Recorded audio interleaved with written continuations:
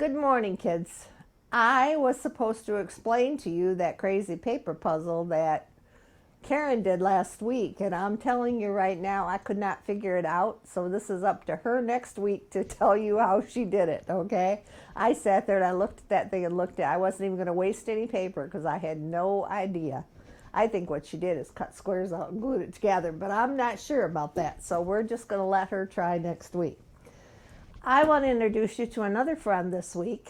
I've been kind of going through the Old Testament because I think we kind of leave the Old Testament and talk about Jesus and his stories a lot and don't always hear the old stories from the Old Testament. And the Jewish people were God's chosen people in the Old Testament, and he walked with them all the way through their lives in the Old Testament. And one of the prophets that he talked about, or that they talked about a lot in the Old Testament, was Jacob. And Jacob had sons, and he had a lot of sons. So today we're going to talk about his youngest son, Joseph, and the very colorful coat. See the picture? Joseph was his father's favorite son. Joseph had 12 sons. Some were big and strong, some were skinny, some had brown hair, some had black hair, some had long beards, some had short beards, but some didn't have a beard at all. Of all his sons, however, Jacob's favorite was Joseph. You can just see the sweet look in his eyes when he's looking at his son Joseph. The main work back in that time was shepherds and sheep. So Joseph and his family had a lot of sheep. Joseph and his brothers helped their father by watching the flocks of sheep that their father owned. They made sure that none of the sheep wandered off. We've talked about sheep a lot. They protected the sheep from lions and bears. And if a sheep cut himself on a rock, they would rub oil on the wound to help heal the sheep. Joseph also loved to play with the lambs. By watching his older brothers, Joseph learned how to take care of the sheep.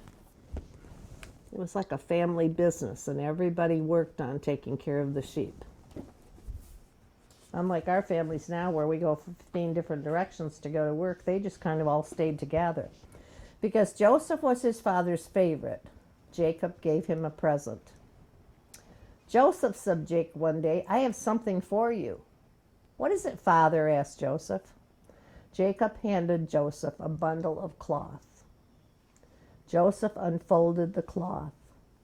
"It's a coat," said Joseph, "and it's so colorful." "Thank you, Father." Joseph put on his colorful new coat and ran off to find his brothers. His father's giving him that beautiful coat. Most of the people back in that time wore browns and once in a while I'm sure a blue, but see, they had to dye all their fabrics because they didn't have stores to go buy them. So most of their clothing was very mute and very brownish and very not real colorful and real colorful in the world. And so the fact that Joseph had a coat that was very, very many colors was really a neat gift. "Look at my new coat." His brothers asked, "Where did you get it?" "From Father," said Joseph. He turned around to show the coat's beautiful colors. The brothers, of course, were grumbling among themselves. "Joseph thinks it's better. He's better than us because of that coat." Look how beautiful the colors of that coat are. That took a lot of work to make a coat like that. Later that night, Joseph told his brothers about a dream he had. "The sun and the moon and the 11 stars bowed down to me," he said. Joseph's brothers figured out that the sun represented their father, the moon represented their mother, and the 11 stars represented 11 brothers. "So you're saying," said one of the brothers, "that your whole family will bow down to you?" This made the brothers even more angry. Look at, he's telling them about his dream.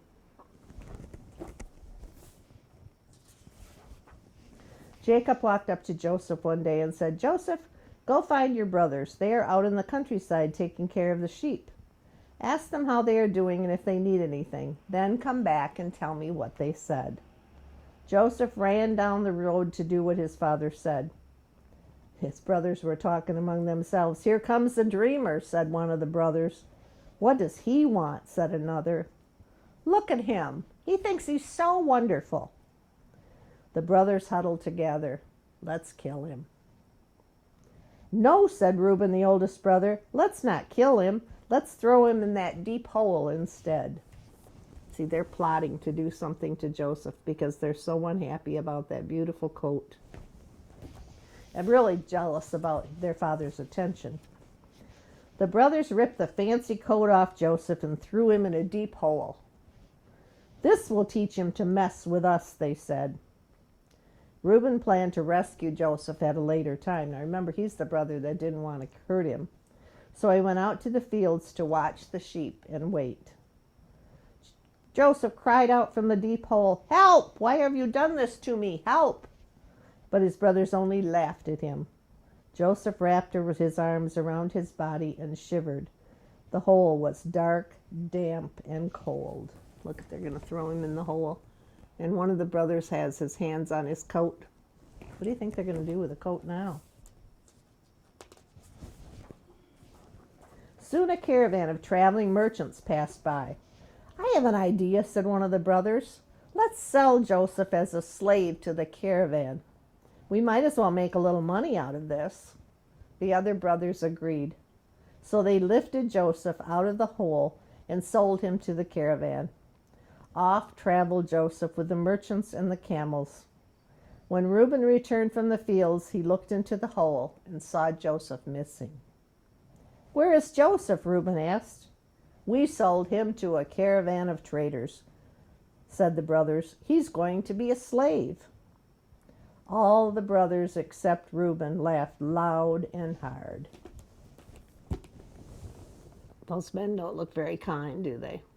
That's who they sold Joseph to. Now they've got a problem. They have to tell the father that Joseph is no longer with them. They realized they had to give him a good reason for Joseph's disappearance. "What are we going to tell him?" they asked each other. The brothers came up with a plan. There's always a plan, an evil plan sometimes. They took Joseph's robe and dipped it in the blood of an animal to make it look like an animal had taken Joseph and run away with him. Then they all went back home and into the tent of their father. "Where is Joseph?" Jacob asked, noticing that his youngest son was missing. "Well, father," trying to sound as sad as they could, the brothers explained, "We have something to tell you." I bet his father is so upset. "We found this, father." They handed Jacob the coat that had been stained in blood. "Some ferocious animal must have killed Joseph," said Jacob. Jacob began to cry.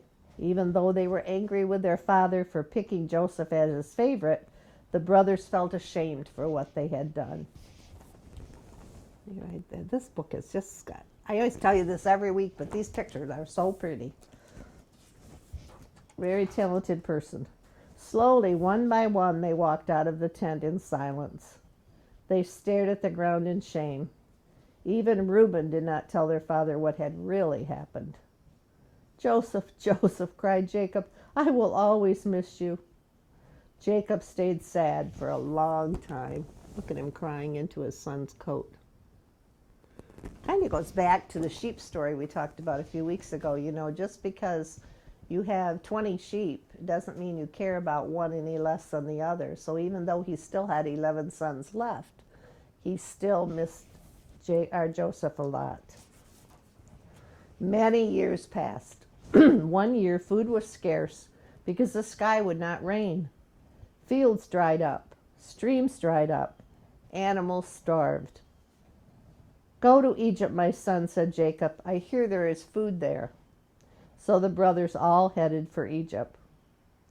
When they arrived in Egypt, a man stood before them. This man had almost as much power as the king of Egypt. Finally, he smiled and said, "It's me, Joseph," said the man. "Joseph," cried the brothers. When they saw that he had risen from being a slave to being a powerful ruler, they were afraid of him. "I forgive you," said Joseph. And from then on, the brothers treated Joseph with kindness.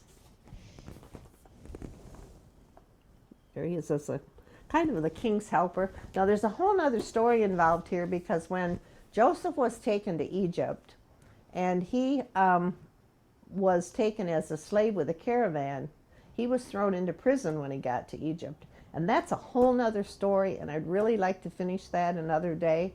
So maybe 2 weeks from now we'll read the other story, because he really had a wonderful adventure in Egypt, and that's how he became known as Under the King. Thank you, boys and girls. You're probably all getting settled in for school, either at home or at school or wherever you are. I just pray that you will remain safe, and that you listen to the rules and stay safe, and keep your mouth covered and wash your hands. And I sure hope that we can get back to Sunday school pretty soon together. I love you all, and we'll talk to you later. Bye-bye.